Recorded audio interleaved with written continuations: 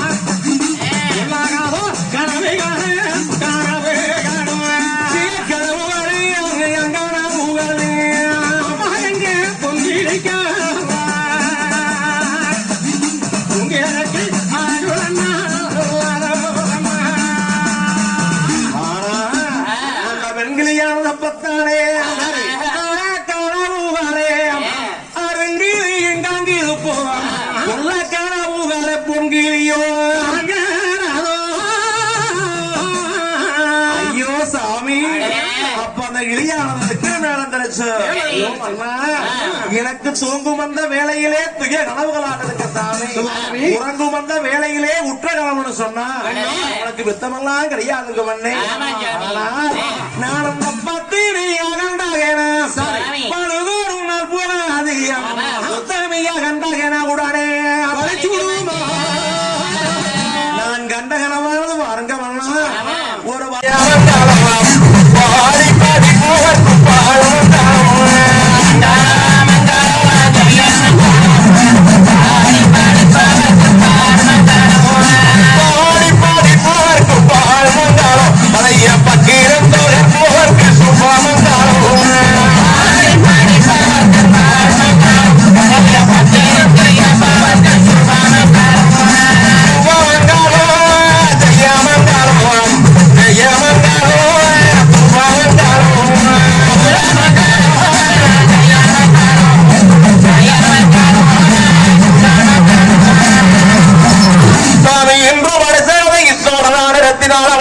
நடத்தி வைக்கும்